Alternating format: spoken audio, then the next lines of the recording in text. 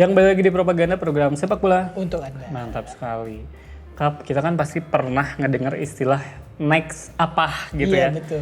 Nah, termasuk yang di sini soal next Maradona. Ini naskahnya dari Teguh juga ya. Jadi soal kok kalau next ini tuh hampir jarang ada orang yang bisa melampauinya itu gitu. Jadi sosok besar Diego Armando Maradona selalu menjadi beban dalam karir para wonderkid Argentina. Betul. Dan ini juga yang pernah terjadi pada Ariel Ortega. Jadi saat itu dia menggantikan Maradona di musim panas 1994 di Stadion Foxborough, Amerika Serikat. Saat menggantikannya, Maradona menghampiri, mengusap rambut panjang Ortega, lalu mencium keningnya. Kayak bapak-bapak ini ya, pengajian. Iya. Tidak ada yang menganggap bahwa kejadian tersebut istimewa, biasa aja awalnya. Hingga beberapa hari setelahnya, pada momen itulah seorang Ariel Ortega mendapatkan beban untuk memikul tugas kewahyuan dari seorang Diego Armando Maradona. Karena kan dijulukinya juga Tuhan ya. Tuhan, iya. Kehebatan Maradona sendiri hadir di Piala Dunia 1982 saat usianya 21 tahun.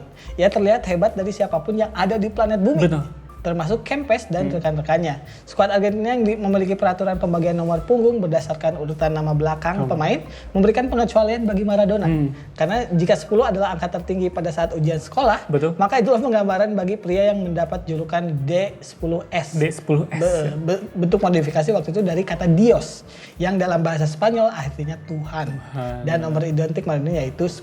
Jadi D10 itu 10 Dios. Sebenarnya bisa lebih mahal sih kalau D10R. Dior ya, ratusan juta itu. Merek ini ya, fashion ya. Merek fashion biasanya dipakai sama istri-istri pejabat. Aduh. KW apa bukan tuh? Enggak dong. Nah, sejak saat itu Maradona bukanlah seorang pemain, melainkan seorang pengemban, penyelamat sekaligus simbol bagi sepak bola Argentina. Betul. Kita ini nggak bisa ngebandingin ya, artinya next Maradona tuh kayak next Cruyff di Belanda, next Beckenbauer di Jerman, atau bahkan next Pelé di Brazil.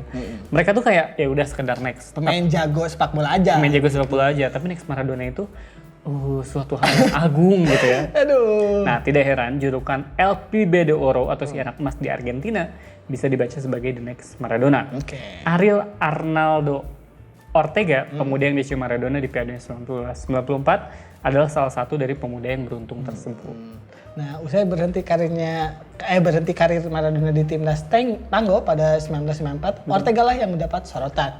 Karena penampilan Ortega di Piala Dunia tersebut memang mengundang decak kagum. Bersinarnya si keledai kecil, julukan Ortega sekaligus menghapuskan label penerus Maradona yang melekat pada Diego Latorre beberapa tahun sebelumnya. Jadi udah ada tuh pasti di next, dan salah satunya Latorre ini langsung ketutup nih sama si Ortega. Meskipun namanya diorbitkan oleh River Plate, tapi kelihayannya mengolah bola serta perangai bengalnya semakin bertegas kalau dirinya punya kesamaan dengan sang legenda hidup. Jadi kayak dari di luar lapangan sama di dalam lapangan itu sama banget. Mirip gitu. ya.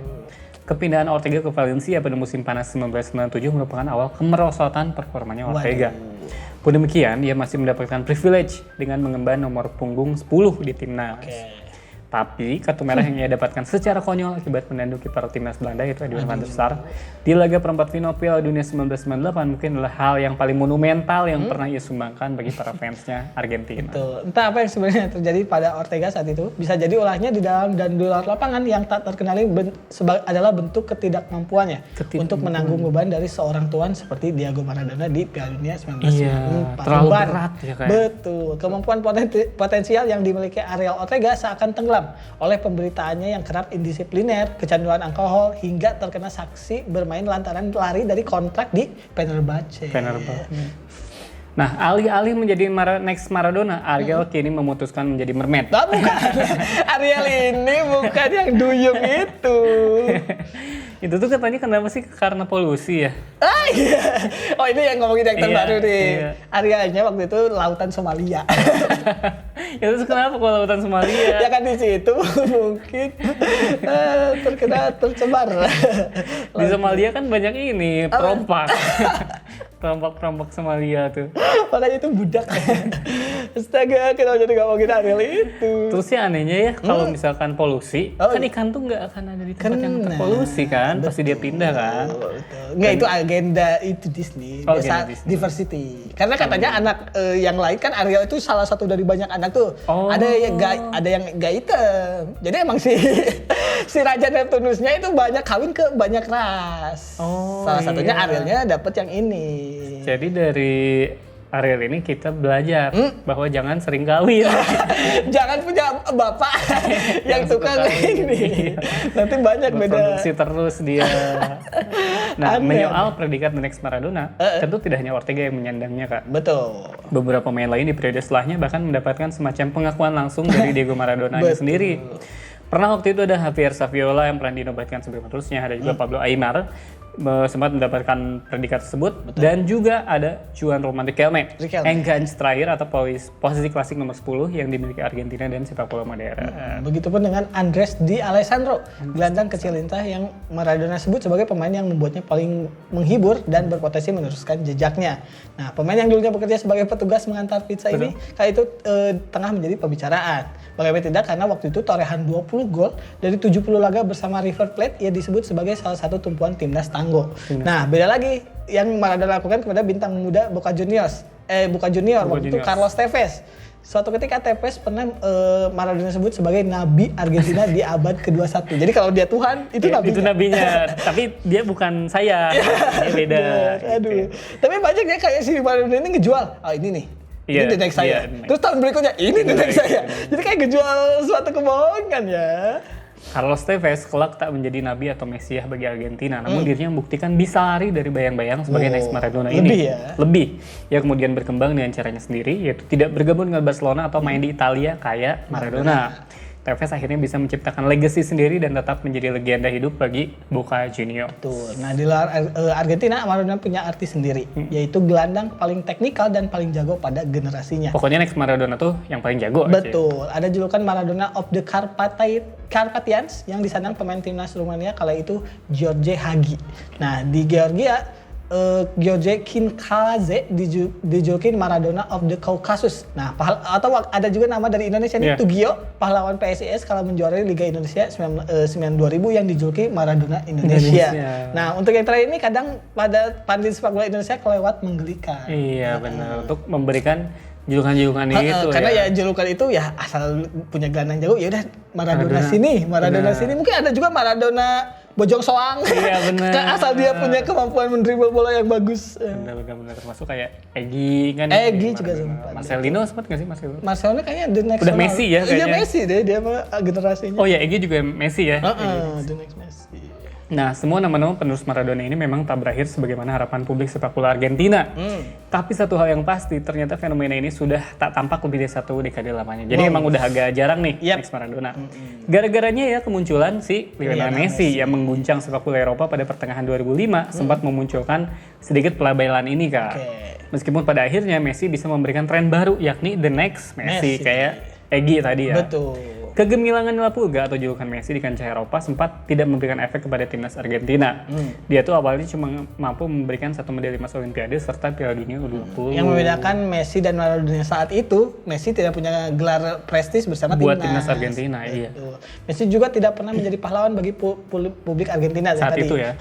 Hijrah ke Barcelona saat usianya 14 tahun membuat tidak ada ketertarikan yang pekat antara masyarakat Argentina kepadanya, pun sebaliknya. Inilah yang membuat Messi tidak se-Maradona itu pada awalnya, karena kalau si Maradona kan di River Plate dulu sebelum ke Napoli dan segala macam. Dan mungkin ini juga kenapa kayak di Rosario yang kita ngebahas soal Angel Di Maria, masyarakat Rosario itu lebih terikat dengan Angel Di Maria ketimbang Messi, padahal Messi juga di Rosario. Berkarirnya kalau Messi langsung ke Spanyol.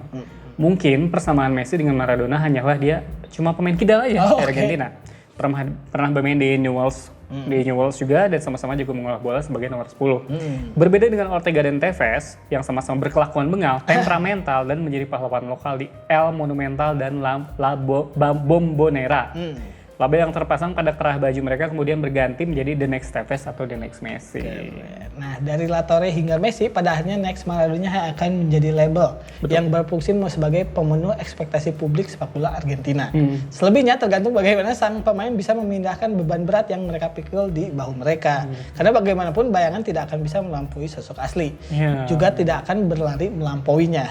Karena Diego Armando Maradona terlalu sulit untuk dilampaui oleh bayangan-bayangannya di kemudian hari. Emang bener ya. Betul. Bayangan tuh nggak pernah mengikuti dan melampaui. Iya, bahkan gitu. berjalan sejajar aja nggak bisa.